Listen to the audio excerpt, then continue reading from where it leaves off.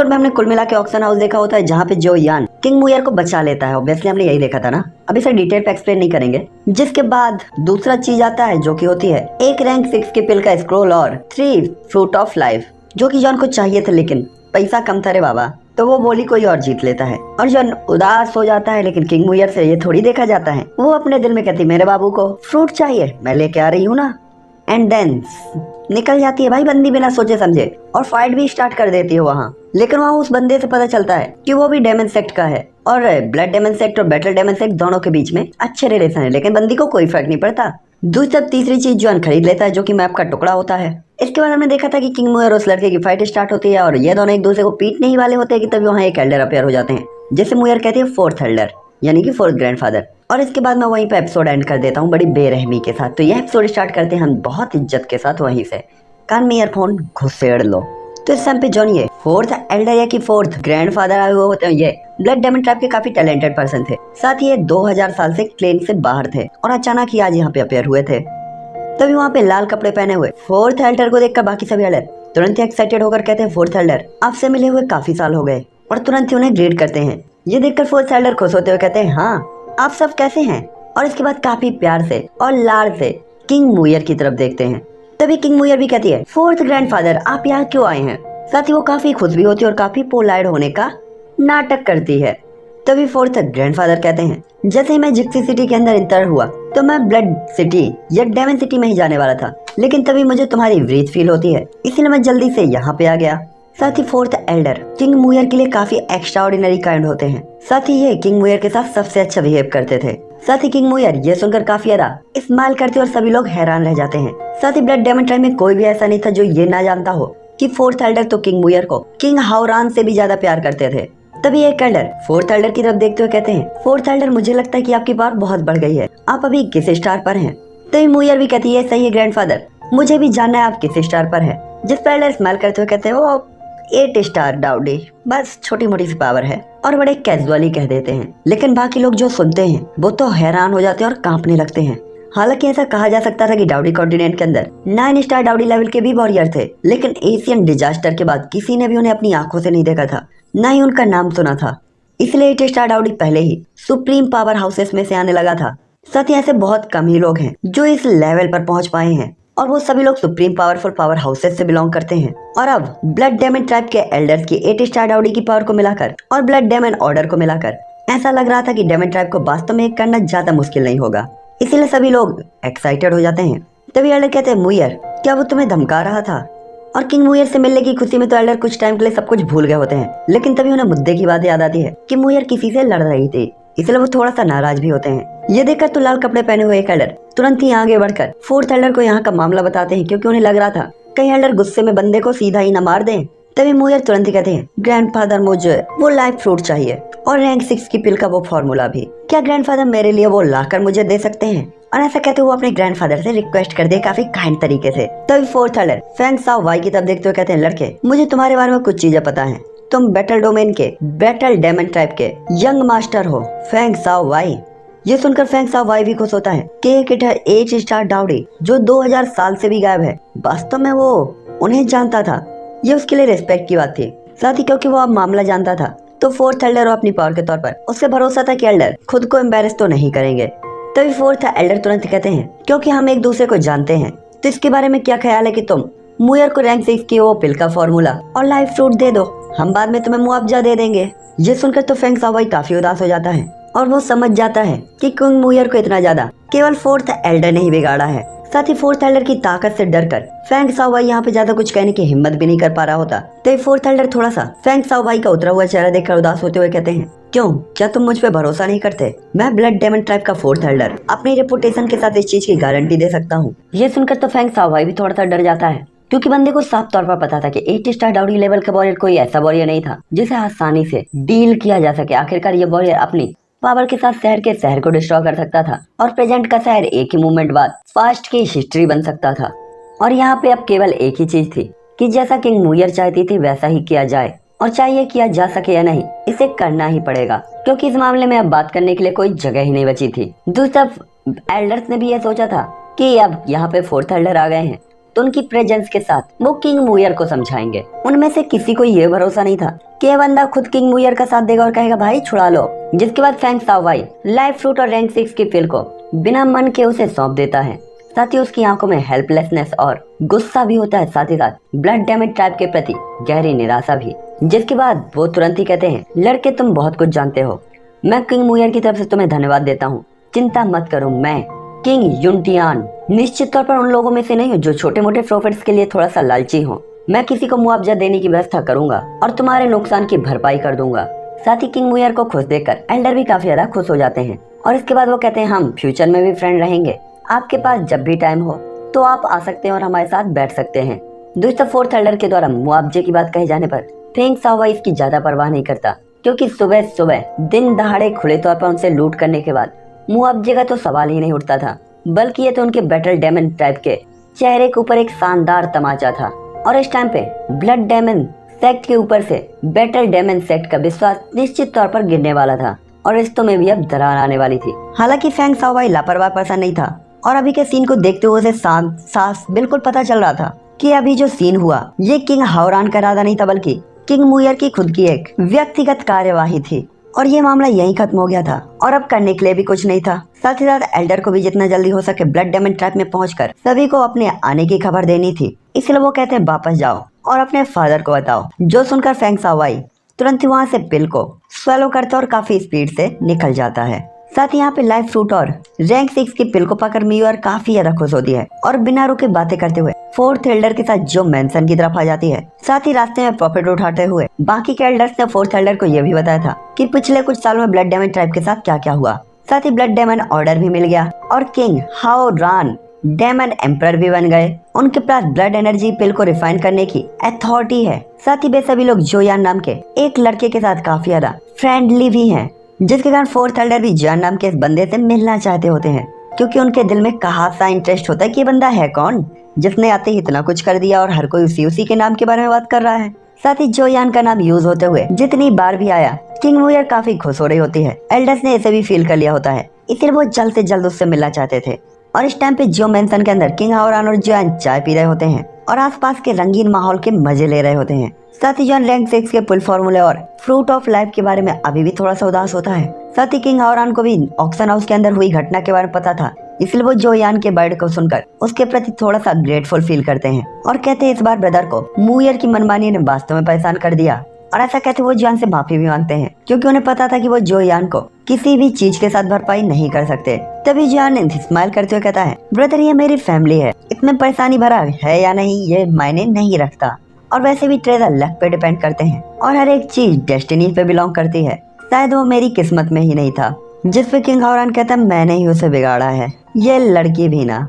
तभी जोयान कहता है पैसा और ट्रेजर ये तो सिर्फ आउटर चीजों को खरीद सकते हैं, इन चीजों के लिए हमारे रिलेशन पे नुकसान न पहुंचाने दें। साथ ही जोयान और किंग हाओरान दोनों ही ओपन माइंडेड पर्सन्स होते हैं, इसलिए वो एक दूसरे को स्माइल करते हुए रिलैक्स फील कराते हैं कि भाई छोड़ो यार, जो गया सो गया। जैसे अपने दोस्त नहीं होते, उनको कोई प्रॉब्लम बताओ तो साले 30 प्रॉब्लम अपनी गिना देते हैं और उनकी प्रॉब्लम को सुनने के बाद साला हम अपनी प्रॉब्लम भूल जाते कि हमारी क्या प्रॉब्लम थी। उल्टा जो कि हम डिमोटिवेट होते हैं वहाँ हम मोटिवेट कर रहे होते हैं, अरे भाई ठीक है होता रहता है। और इसके बाद वो जोयान और किंग हाओरान चाय पीते हुए खूब सारी बातें कर रहे होते हैं और खूब हंस रहे होते हैं। तभी एक डेमन गार्ड दौड़ते हुए आता है और तुरंत ही किंग हाओरान के कान में कुछ फुसफुसाता है, जो सुनकर तो किंग हाओरान के चेहरे पे एक प्यारी सी स्माइल आ जाती है और वो तुरंत ही खड़ा हो जाता है। जिसके बाद वो जोयान से कहता है चलो ब्रदर मेरे साथ चलो, मुझे तुम्हें किसी से मिलवाना है। जिस पे जोयान कहता है किसी से मिलवाना है, कौन है वो? तभी किंग हाओरान कहता है तुम खुद ही चल के देख लो और मिल लो। जिस पे जोयान हैरान होते हुए किंग हाओरान के पीछे पीछे चलने लगता है, क्योंकि किंग हाओरान ने तो बताने से मना कर दिया था कि कौन है। दूसरी तरफ किंग मुयर फोर्थ एल्डर को खींच रही होती है और बार बार गार्डन के बीच में इशारा कर रही होती है, जहाँ पे जोयान का झोपड़ा होता है, जहाँ झील, हरे भरे पेड़, साफ पानी, पानी में मछलियाँ। तो मैं क्या करूँ इन चीजों का। जिस पर फोर्थ एल्डर भी काफी ज्यादा सेटिस्फाइड होते हैं ऐसे प्लेस को देखकर और बार बार चिल्लाते हैं कि हाँ भाई चल रहा हूँ, रुक जा। तभी किंग हाओरान और जोयान भी हवा में तैरते हुए नीचे किंग मुयर और फोर्थ एल्डर और काफी सारे एल्डर्स को देखते हैं, जो काफी रिस्पेक्टेडली वहाँ पे खड़े हुए होते हैं। तभी जोयान कहते हैं ब्रदर क्या ये वो पर्सन है जिनका आप वेलकम करने के लिए आए हैं? तभी किंग हाओरान जोयान के कंधे को थपथपाते हैं और आगे चले जाते हैं और जोयान कंफ्यूज पीछे पीछे चल रहा होता है कि आखिरकार ये बंदा है कौन। तभी किंग हाओरान कहते हैं किंग युनटियान क्या आप अभी भी वापस आने को तैयार है? तभी फोर्थ एल्डर भी स्माइल करते हुए कहते हैं वैसे मैं कंफ्यूज हूँ, अब मुझे आपको पैट्रियार्ट या फिर डेमन एम्परर क्या कहना चाहिए। और इसके बाद दोनों लोग हंसते हुए एक दूसरे से गले मिलते हैं। तभी किंग हावरान खुश होते हुए कहते हैं वापस आना अच्छा है, ये काफी अच्छा है, और उनकी पीठ थपथपाते हैं। साथ ही इस टाइम के दौरान किंग हावरान को काफी फिजिकल और मेंटल प्रेशर का सामना करना पड़ा था। हालांकि जोयान ने ब्लड डायमंड ट्राइब के लिए ब्लड क्विफिल के रिफाइनमेंट की अथॉरिटी दी थी, जिससे उनकी सिचुएशंस और परेशानियां कुछ हद तक सॉल्व हो गई थी। लेकिन उनकी अभी भी पावर जो थी वो काफी वीक थी, जो कि डेमन क्लेन को विश्वास नहीं दिला सकती थी। लेकिन फोर्थ एल्डर के आने के कारण तो डेमन ट्राइब काफी कॉन्फिडेंट फील कर सकती थी। तो भला किंग हावरान कैसे खुश नहीं होते। तभी फोर्थ एल्डर भी काफी ज्यादा खुश होते हुए किंग हावरान की तरफ देखते हुए कहते हैं, ये काफी अनएक्सपेक्टेड है कि केवल 2000 वर्षों के अंदर ही मेरे ब्लड डेमन टाइप ने एक डेमन एम्परर को जन्म दिया है। बधाई हो डेमन एम्परर। तभी किंग हावरान जोयान की तरफ इशारा करते हुए कहते हैं, ये सब कुछ लिटिल ब्रदर जोयान के कारण है, और ये धन्यवाद भी उसी के लिए है। साथ ही वो काफी ग्रेटफुल तरीके से जोयान को देख रहे होते हैं। दोस्तों, किंग हावरान के पीछे खड़ा हुआ जोयान तो अभी भी हैरान होता है कि भाई सामने वाला बंदा कौन है, इसकी पावर ही पल्ले नहीं पड़ रही। स्टार्टिंग पॉइंट दिख रहा है, एंडिंग पॉइंट पता ही नहीं चल रहा। दूसरा फोर्थ एल्डर ने भी अपने ऑरे को कंट्रोल करके रखा हुआ होता, लेकिन उनके आसपास स्पेस भी फ्लक्चुएट हो रहा होता, जिससे लग रहा होता है कि उनकी पावर को तो वास्तव में हेवन और अर्थ भी कंट्रोल नहीं कर पा रहे। हालांकि तभी जोयान कहता है, आप काफी स्ट्रॉन्ग हैं फोर्थ एल्डर, आप किस स्टार पर हैं। इस टाइम पे तो जोयान भी उनकी पावर से हैरान था, इसीलिए वो चाहता था कि उसे पता चले कि ये किस पावर लेवल पर है। तभी किंग हावरान भी इंट्रोड्यूस करते हुए कहते हैं, ये हमारे ब्लड डेमन टाइप के सबसे talented elder fourth elder king Yuntian है, और ये है जोयान। तभी फोर्थ एल्डर की आंखें साइन होती है और वो जोयान को ध्यान से देखते हैं। साथ ही वो जोयान को पूरी तरीके से जैसे ही गौर से देखते तो जोयान की तो आत्मा भड़बड़ा जाती है। जोयान की आत्मा उसकी बॉडी के बाहर आते हुए कहती है, मैं नहीं रह रही तेरे साथ, तू किसी दिन मेरी एल लगवा देगा। तभी किंग मुयर भी तुरंत ही कहती है, फोर्थ एल्डर आप ऐसा नहीं कर सकते उसके साथ, वो अभी सिर्फ 3 स्टार डाउडी पर है। और जोयान की सिचुएशन को देखकर तो किंग मुयर का दिल डर गया होता है और वो तुरंत ही जोयान को सेव करने के लिए आगे बढ़ जाती है। तभी फोर्थ एल्डर तुरंत ही हंसते हुए कहते हैं, मैंने मुयर को कभी किसी के लिए इस तरीके से बोलते हुए नहीं देखा, लगता है 2000 सालों में काफी कुछ बदल गया है। और इसके बाद वो काफी डीपली जोयान और किंग मुयर को देखते हुए स्माइल करते और कहते हैं, बुरा नहीं, कमिटेड फेस इंप्रेशन काफी अच्छे हैं। जिस पे हर कोई थोड़ी देर के लिए एम्बेरस होते हुए चुप हो जाता है और फोर्थ एल्डर की नजरों और इशारों को फील करते हुए किंग मुयर का तो चेहरा शर्मिंदगी से लाल हो जाता है भाई। और वो तुरंत ही धीमी आवाज में कहती है, fourth grandfather I hate you. यहाँ फोर्थ ग्रैंडफादर को मारना चाहिए था डायलॉग। हाँ भाई, हमसे तो अब नफरत करोगी ही, प्यार करने के लिए कोई और जो मिल गया, लेकिन वो ऐसा नहीं मारते डायलॉग। इस टाइम पे तो जोयान भी काफी ज्यादा हैरान रह जाता है। साथ ही सभी को हंसते हुए देखकर बंदा काफी कंफ्यूज होता है और अपनी एम्बेरसनेस को छिपाने के लिए बंदा तुरंत ही खांसने लगता है। और इसके बाद तुरंत ही कहता है, हर कोई अंदर चलिए, मुझे लगता है हर कोई यहाँ नहीं खड़ा रह सकता। तभी किंग हावरान भी हंसते हुए कहते हैं, हाँ चलो चलते हैं। दूसरी तरफ किंग मुयर भी जोयान की पीठ को देखती है तो वो हल्का सा शर्मा रही होती है, जिसके बाद सभी लोग हॉल में बैठ जाते हैं। साथ ही किंग हावरान और बाकी कैल्डर्स ने काफी सालों से फोर्थ एल्डर को नहीं देखा था, तो ये हर किसी के लिए खुशी की बात थी और हंसने का माहौल था, इसलिए सभी लोग बात कर रहे होते हैं। दूसरी तरफ किंग मुयर चुपचाप जोयान की तरफ जाते हुए कहती है, लिटिल लायर यहाँ पे आओ, मुझे तुम्हें कुछ दिखाना है। तभी जोयान कहता है, क्या दिखाने वाली है। तभी जोयान कहता है, वैसे फोर्थ एल्डर की पावर किस लेवल पर है। तभी किंग मुयर स्माइल करते हुए कहती है, फोर्थ एल्डर उनसे बात करते हुए तुम्हें तैयार रहना होगा, उनसे बात करते हुए तुम्हें डरने की जरूरत नहीं है। वैसे उनकी पावर 8 स्टार डाउडी पर है, हालांकि इससे ऊपर भी कुछ पावरफुल ओरिजिन्स हैं जिन्हें एक्सट्रीमली पावरफुल कहा जा सकता है, लेकिन मुझे नहीं लगता कि उन्हें लोग देख पाएंगे। जहाँ तक फोर्थ ग्रैंडफादर की पावर, तो वो 8 स्टार डाउडी पर है और ये उनकी ओरिजिनल पावर है। इसके बारे में क्या ख्याल है, कहीं आपको इससे डर तो नहीं लग रहा। तभी जोयान कहता है, क्या 8 स्टार। जोयान की आंखों में तो सदमा छा जाता है, उसे ऐसा लग रहा होता है जैसे वो कोई सपना देख रहा हो। लेकिन जोयान को इतना भी पता था कि किंग मुयर उसे झूठ नहीं बोलेगी, लेकिन फिर भी जोयान को अपने आप को कंट्रोल करने में काफी टाइम लगता है। उसे बिल्कुल ये सपने जैसा महसूस हो रहा था। तभी किंग मुयर तुरंत ही कहती है, लिटिल लायर कंफ्यूज मत हो, जल्दी से मेरे पास आओ, मैं तुम्हें 2 अच्छी चीजें दिखाती हूँ। 2 अच्छी चीजें, ये भी डबल मीनिंग पे बात कर रही है क्या। अच्छा वो चलो आगे चलते हैं, हमें पता है वो क्या दिखाने वाली है। इस टाइम पे किंग मुयर बात करते हुए काफी खुश भी लग रही होती है। तभी जोयान कहता है, क्या सचमुच में कुछ अच्छी चीज है। जिसमें किंग मुयर तुरंत ही कहती है, बेशक, अरे वैसे सिस्टर जेनी कहाँ पर है। यहाँ पे किंग मुयर को पता चलता है कि जेनी गायब है। तभी उसे सिस्टर जेनी कहते हुए सुनकर जोयान भी थोड़ा सा खुश होता है कि चलो, ऑक्शन हाउस के बाद इन लोगों के बीच का जो मामला था वो तो सॉल्व हुआ। जिसके बाद जोयान कहता है, जेनी अभी ऑक्शन हाउस के कुछ मामलों में बिजी है और वो अभी तक वहाँ से वापस नहीं आई। और इस टाइम पे जोयान थोड़ी देर के लिए फोर्थ एल्डर और बाकी सभी लोग के बारे में सोच रहा होता है। जिसके बाद किंग मुयर तुरंत ही अपने स्टोरेज रिंग को फ्लिप करते हुए फ्रूट ऑफ लाइफ और पिल का स्क्रोल निकालती है और उसे जो यान की तरफ बढ़ा देती है। तभी ये देखकर तो जॉन हाँफते हुए कहता है, क्या क्या ये फ्रूट ऑफ लाइफ नहीं है? लेकिन ये तो ऑक्शन हाउस में किसी और ने खरीद लिया था, और ये रैंक 6 के पिल फॉर्मूला ये तुम्हारे पास कैसे हो सकता है? इस टाइम पे जॉन किंग मुयर को इंटरेस्टेड तरीके से देख रहा होता है। उसे पता था उस टाइम पे वो इसे लेने से चूक गया था, लेकिन वो वास्तव में इस टाइम पे उसकी आंखों के सामने था। साथ ही जॉन को फील हो रहा था कि कुछ तो गड़बड़ है यहाँ पे।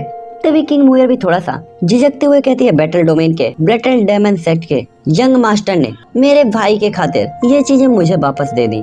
तभी जॉन कहता है, डेमन एम्पर की खातिर ये चीज तुम्हें दे दी? जो यान को इस चीज पे बिल्कुल भी भरोसा नहीं हो रहा होता कि आखिरकार हेवन को चैलेंज करने वाली ऐसी चीज वो एक किसी के लिए क्यों छोड़ सकता है। दूसरी तरफ जो यान की ऐसी नजरों और फीलिंग्स को फील करते हुए किंग मुयर का दिल तो जोर जोर से धड़क रहा होता है। वो जो यान को ये नहीं बता सकते थे कि वो उसने वास्तव में किसी से छीना है, क्योंकि वास्तव में जॉन ऐसी चीज कभी नहीं चाहेगा। इसलिए तो किंग मुयर को लगभग पसीना सा आ रहा होता है। साथ ही किंग मुयर के ऐसे इंप्रेशन को देखकर जॉन को अपने दिल में काफी बेचैनी फील हो रही होती है, और जॉन सोचता है कि क्या ऐसा हो सकता है, और ऐसा सोचने की तो जॉन की हिम्मत ही नहीं होती। तभी लाल कपड़े पहने हुए एक एल्डर किंग हावरान की तरफ जाता है और किंग हावरान को उसके कान में कुछ चीजें बताता है, जिससे तो किंग हावरान के चेहरे का कलर ही उड़ जाता है, और वो तुरंत ही एक धमाके के साथ खड़े होते हुए कहते हैं, किंग मुयर। साथ ही उनकी आवाज काफी गुस्से से भरी हुई होती है। तब किंग मुयर ने भी किंग हावरान को कभी इतनी जोर से चिल्लाते हुए नहीं सुना था, इसलिए इस आवाज को सुनकर वो तुरंत ही चौंक जाती है। जिसके बाद किंग हावरान किंग मुयर के हाथ में फ्रूट ऑफ लाइफ को देखता है तो तुरंत ही वो मामले को समझ जाता है और कहता है, तो ये सच है मुयर, तुम सच में काफी ब्रेव हो। हालांकि किंग हावरान को अभी भी शक था, मुयर जिद्दी थी लेकिन बेवकूफ तो नहीं थे। तब मुयर का चेहरा भी पीला पड़ गया होता है, क्योंकि जब से वो बच्ची थी अगर वो किसी से डरती थी तो वो किंग हावरान था, लेकिन उसने कभी भी अपने ब्रदर को इस तरीके से उस पर गुस्सा होते हुए नहीं देखा था। तभी फोर्थ एल्डर उनका चेहरा तो काला पड़ जाता है और वो तुरंत ही कहते हैं, अगर तुम्हें कुछ कहना है तो मुयर को मत कहो और उसे मत डराओ। जिसपे लाल कपड़े पहने हुए एल्डर एम्बेरस होते हुए स्माइल करते हैं और सिर हिलाते हुए कहते हैं, डेमन क्लेन को इकट्ठा करना सबसे प्रारंभिक और सबसे जरूरी मुद्दा है, और अगर इसे ठीक से नहीं संभाला गया तो पूरा ही डेमन क्लेन इससे प्रभावित होगा। जिसके बाद किंग हावरान कहता है, मुयर, मैंने तुम्हारी विल पावर के कारण ऑक्सन हाउस में जोएन को जो नुकसान हुआ उसके बारे में नहीं बताया, लेकिन तुम वास्तव में फ्रूट ऑफ लाइफ और रैंक 6 के पिल फॉर्मूले के लिए वास्तव में बैटल डोमेन को लूटने के लिए सभी एल्डर्स को ले गई थी। साथ ही ऐसा कहते हुए किंग हावरान काफी उदास भी होते हैं। दूसरी तरफ जो यान को भी अब पूरी बात समझ में आ गई होती है कि वास्तव में किंग मुयर वहाँ से जल्दबाजी में इस फ्रूट और उस फॉर्मूले को लेने के लिए ही निकली थी, जिससे जॉन को समझ में नहीं आ रहा होता कि वो इस लड़की के इस काम से खुश हो या नाराज हो। दूसरी तरफ किंग मुयर की आंखों से बह रहे आंसुओं को देखकर उसे थोड़ा सा बुरा भी लग रहा होता है। आखिरकार डेमन एम्परर की लिटिल सिस्टर किंग मुयर, जिसे जो चाहा उसे वो मिल गया। उसे कभी किसी चीज की कमी नहीं रही। उसने वास्तव में उसके लिए अपनी जान जोखिम में डाली थी और इतना बड़ा कदम उठाया था। जॉन इस चीज को भी बर्दाश्त नहीं कर पा रहा होता। जिसके बाद जॉन आगे बढ़ते हुए तुरंत ही किंग मुयर के सामने खड़ा हो जाता है और किंग हावरान की तरफ देखते हुए कमिटेड तरीके से कहता है, ब्रदर, ये मामला मेरे कारण हुआ है, कृपया मुयर को दोष न दे, मैं सभी रिजल्ट भुगतने के लिए तैयार हूँ। तभी फोर्थ एल्डर भी आगे बढ़ते हुए कहते हैं, ये चीजें मैंने लूटी हैं तो सारा दोष मेरे सिर पर होना चाहिए। साथ ही मुयर को रोता हुआ देखकर उनका दिल भी बुरी तरीके से दुख रहा होता है। दूसरी तरफ मुयर वो बड़ी मुश्किल से अपने आप को रोके हुए होती है। साथ ही उसकी आंखें आंसुओं से भरी हुई होती हैं और कभी भी ये आंसू बह सकते थे।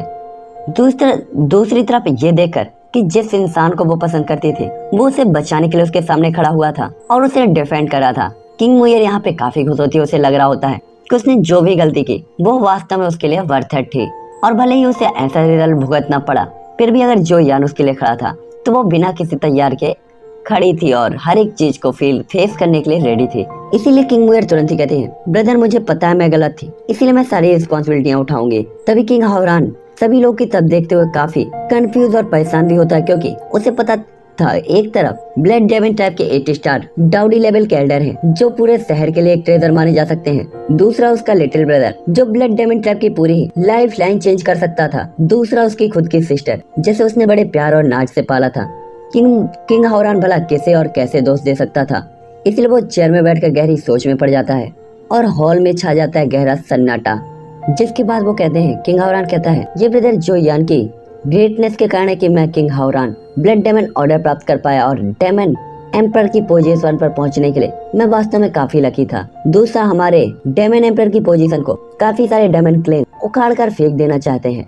तीसरा, कुछ डेमन क्लेन्स हैं जिनकी ताकतें सिचुएशन के आधार पर गिरती जा रही हैं और ये 3 ग्रुप्स में है, जिसमें से पहला है सोल डेमन क्लेन जो पावर के अकॉर्डिंग सबसे पावरफुल है। जिसके बाद है ब्लड डेमन क्लेन और बाकी के क्लेन्स थोड़ा वीक हैं, इसीलिए वो किसी को भी भड़काने की हिम्मत नहीं करते। साथ ही अगर मैं इन्हें हिट करना चाहता हूँ तो मैं जल्दबाजी में भी कोई काम नहीं कर सकता। साथ ही मेरा ब्लड डेमन क्लेन की रॉयल फैमिली है। साथ ही डेमन क्लेन्स की हर एक ब्रांच के साथ हमारे काफी अच्छे रिलेशन है, इसीलिए हम डेमन क्लेन्स के बीच में अपनी रेपुटेशन का हमेशा ही प्रॉफिट पाते हैं। और ये कुछ ऐसा भी है जिससे सोल डेमन क्लेन भी डरता है, इसीलिए वो हमारे साथ कभी भी फाइट या कोई पंगा नहीं करता। लेकिन आपने आज जो किया मुयर, उसने सोल डेमन्स को एक सबसे अच्छा बहाना दिया है कि वो सभी डेमन ट्राइब जो हमारे साथ काफी फ्रेंडली हैं, उन्हें हमसे दूर करने के लिए वो इस बहाने का यूज कर सकते हैं। और अगर वो हमारे ऊपर से अपना ट्रस्ट खो देते हैं तो हमारा ब्लड डेमन ट्राइब उसकी सारी मेहनत बर्बाद हो जाएगी। और ऐसा कहते हुए किंग हावरान बिल्कुल पावरलेस होकर ही कुर्सी पर बैठ जाता है, जैसे कई दशकों से वो इस कुर्सी पर बैठा हुआ हो। दूसरी तरफ किंग हावरान, जो कि आमतौर पर सभी के साथ में काफी ज्यादा पावरफुल, स्ट्रॉन्ग और एक्साइटेड रहता था, इस टाइम पे काफी थकावट और चिंता से घिरा हुआ लग रहा होता है। और इस टाइम पे उसके दिल की फीलिंग्स को जल्दी ही कोई नहीं समझ सकता था। दूसरी तरफ जो यान जानता था कि किंग हावरान किन सिचुएशंस का सामना कर रहा है। दूसरी तरफ ये सुनकर तो किंग मुयर भी काफी हैरान रह जाती, क्योंकि उसे उम्मीद नहीं थी कि यह मामला इतना सीरियस हो सकता है। साथ ही उसे कभी भी नहीं पता था कि वास्तव में उसके भाई के कंधे पर इतना बोझ है। हम लड़के हैं ना भाई, हमारे साथ ऐसा ही होता है। लेकिन अब पहले ही काफी ज्यादा देर हो चुकी होती है और उसका चेहरा काफी ज्यादा गिल्टी से भरा हुआ होता है। तभी फोर्थ एल्डर खड़े होते हैं और अचानक प्राउडफुल तरीके से कहते हैं, मैं अब 8 स्टार डाउडी पर पहुंच चुका हूँ, इसीलिए ब्लड डेमन्स के पास सोल डेमन्स के साथ फाइट करने की पूरी ताकत है, इसीलिए हमें अब ब्लड डेमन ट्रैप से डरने की कोई जरूरत नहीं। साथ ही वर्ड काफी ज्यादा प्राउडफुल होते हैं और ये सुनकर तो सबकी उम्मीद थोड़ा सा खिल जाती है और सभी अपना सिर उठाते हैं, आंखें जल रही होती हैं, क्योंकि सभी को विश्वास था कि हाँ, उन्हें सोल डेमन से तो डरने की जरूरत नहीं थी। लेकिन किंग हावरान अभी भी शांत होता है और कहता है, लड़ना, आप क्या चाहते हैं। साथ ही किंग हावरान का जो लहजा होता है वो काफी शांत होता है, जिससे हर कोई हैरान हो जाता है कि इस टाइम पे किंग हावरान चाहता क्या है। वो उन्हें डिमोटिवेट कर रहा है कि फाइट ना करो। जिसके बाद वो कहता है, I mean king Havran, fourth elder का वापस आना हमारे ब्लड डेमन ट्रैप के लिए ग्रेट ब्लेसिंग से कम नहीं है, और ये हमारे ब्लड डेमन ट्रैप के लिए एक ट्रस्ट की बात भी है। हालांकि सोल डेमन क्लेन हमेशा ही लो प्रोफाइल रखता है और उनका फाउंडेशन काफी स्ट्रॉन्ग है, और हम केवल 8 स्टार डाउडी के एक वॉरियर को छोड़कर उनके बाकी के पावरफुल पावर हाउसेस के बारे में कुछ भी नहीं जानते, और एनिमी की सिचुएशन अननोन है, इसीलिए इस तरीके से फाइट करना बिल्कुल भी अच्छा नहीं है। साथ ही फोर्थ एल्डर अभी कुछ टाइम पहले ही 8 स्टार डाउडी पर ब्रेक थ्रू करके पहुंचे हैं। दूसरी तरफ सोल डेमन के पास काफी लॉन्ग टाइम पहले से ही 8 स्टार डाउडी लेवल का वॉरियर है, इसीलिए मुझे लगता है हर कोई सबसे पहले अपनी पावर को बढ़ाने पे ध्यान देगा, जिसमें से सबसे बड़ी चीज कल्टीवेशन और अपने रिसोर्सेज को ढूंढना है, क्योंकि पूरी पावर को अगर देखा जाए तो हम सोल डेमन से काफी ज्यादा वीक हैं। साथ ही आज की घटना के बाद मुझे लगता है कि हमारे ब्लड डेमन ट्राइब के जो फाउंडेशन है वो भी अभी स्टेबल नहीं रहेगी, जबकि सोल डेमन अभी भी एकजुट हैं। साथ ही सोल डेमन का फाउंडेशन और पावर अननोन है, और अगर हमारे पास बाकी के डेमन सेट की भी सपोर्ट होती है तो भी उनके खिलाफ जीतने की क्या पॉसिबिलिटी है। क्या आप चाहते हैं कि हम लोग उनके साथ फाइट करें, अपने बरसों के ब्लड डेमन क्लेन के फाउंडेशन को और पावर को पूरी तरीके से डिस्ट्रॉय करवा दे। जो सुनकर तो हर कोई काफी हैरान हो जाता है, लेकिन उन्हें पता था ये सच्चाई थी, और अब उन्हें एहसास होता है कि वो चीजों को काफी ज्यादा इजीली सोच रहे होते हैं, लेकिन ये चीजें इतनी इजी नहीं है। दूसरी तरफ जो यान किंग हावरान की तरफ देखता है तो दिल में उसकी काफी तारीफ भी करता है कि किंग हावरान के पास वास्तव में काफी ग्रेट टैलेंट था, और वो सामान्य स्ट्रेटजीज को भी अपने क्लेन के साथ रख के काफी अच्छी तरीके से सोचता था, जो कि एक रियल एम्परर की रियल फाउंडेशन थी। तभी किंग मुयर भी धीरे से बोलती है, ब्रदर मुझे माफ कर दो। इतने सालों में उसने कभी भी अपने ब्रदर को इतना ज्यादा परेशान नहीं देखा था, जिसके कारण वो खुद को ही दोषी मान रही होती है। फोर्थ एल्डर भी अब चुप होते हैं। तभी किंग हावरान कहता है, क्योंकि चीजें अब इस पॉइंट तक आ चुकी हैं तो ज्यादा सोचना बेकार है। जिसके बाद वो वापस से अपने पहले वाले बिहेवियर पे आ जाता है, बिल्कुल एक रियल डेमन एम्परर के जैसे पूरी तरीके से शांत। जिसके बाद वो कहते हैं, एक आदमी को कुछ करना चाहिए और कुछ भी गलत करने से बचना चाहिए, क्योंकि ये मामला मेरे ब्लड डेमन ट्राइब के कारण हुआ है, तो हम इसे सही करने के लिए उनके दरवाजे पर जाएंगे, चाहे दूसरी पार्टी से एक्सेप्ट करे या नहीं। हमें अपने सबसे बेस्ट ट्राई करना होगा, और कम से कम हमने वही किया जो हमने सोचा था, और कहीं ना कहीं मैं भी इस मामले के लिए जिम्मेदार हूँ। तभी फोर्थ एल्डर कहते हैं, क्योंकि ये मामला मेरे कारण हुआ है, मैं भी आपके साथ जाऊंगा। तभी किंग हावरान कहते हैं, ठीक है, ये अच्छा है, अगर हर कोई एक साथ है तो हमारे ब्लड डेमन ट्राइब को पावरफुल होने की उम्मीद हम कर सकते हैं। तभी जॉन भी आगे बढ़ते हुए कहता है, ब्रदर मैं भी चलूंगा। जिसपे किंग हावरान तुरंत ही जॉन के कंधे को थपथपाते हुए कहता है, जैसी तुम्हारी मर्जी ब्रदर, और अभी देर नहीं हुई है तो चीजें बदले उससे पहले हम अभी स्टार्ट करते हैं। और ऐसा कहते हुए किंग हावरान बाकी सभी लोग को लेकर पूरी नाइट जर्नी करते हुए बैटल डोमेन यानी बैटल डेमन सेक्ट में पहुंच जाते हैं। साथ ही बैटल डेमन क्लेन जुक्सी सिटी के बाहर रहता था और वहाँ से ज्यादा दूर था, मतलब ज्यादा दूर नहीं था। साथ ही समय समय पर तेज हवा चल रही होती है, लाइटिंग चमक रही होती है, और कुछ तो पेड़ भी हवा से हवा के तेज बहाव के कारण जमीन से उखड़कर हवा में दूर दूर जाकर गिर रहे होते हैं। साथ ही मौसम में काफी अजीब बदलाव होता है और ये रात भी काफी अलग ही लग रही होती है। जिसके बाद हमें इस टाइम पे बैटल डोमेन के इनर एरिया का सीन दिखाया जाता है, जहाँ पे तो माहौल बिल्कुल काले बादलों की तरह घिरा हुआ लग रहा होता है। जहाँ एक पर्सन जो थोड़ा सा ओल्ड होता है और इमोशनल, वो तुरंत ही कहता है किंग हावरान, तो मैंने एक गलत पर्सन को चुना। मुझे उम्मीद नहीं थी कि ब्लड डेमन ट्राइब इतनी ज्यादा घटिया होगी। साथ ही ये पर्सन आसमान की तरफ इशारा करते हुए डांट रहा होता है और ये पर्सन झानमो क्लेन का पैट्रियार्ट होता है। साथ ही यंग मास्टर की रिपोर्ट को सुनने के बाद वो काफी ज्यादा नाराज भी हो गया था। साथ ही इस मामले में चर्चा करने के लिए उसने क्लेन के एल्डर्स के साथ मीटिंग की थी। तभी एक एल्डर तुरंत ही कहता है, दिन के उजाले में वास्तव में ब्लड डेमन क्लेन ने हम पर अटैक किया। ये तो बहुत शर्म की बात है। पैट्रियार्ट हम उनसे लड़ेंगे। साथ ही एक खूबसूरत बुड्ढा जिसके हड्डियों में दीमक लग गई होती है और केले के छिलके पे पैर पड़ते ही इसकी हड्डियां भिसक जाए रेत के घर की तरह, फिर भी ये काफी एक्साइटेड होकर कह रहा होता है, हम भी लड़ेंगे। साथ ही एक खूबसूरत बुड्ढा इतना बुड्ढा होता है कि अगर ये जोर से चिल्ला दे तो गले से आवाज की जगह इसके प्राण भी निकल जाए। फिर भी बंदा एक्साइटेड था। तभी एल्डर कहते हैं, पैट्रियार्ट कहता है, इतने लापरवाह मत बनो।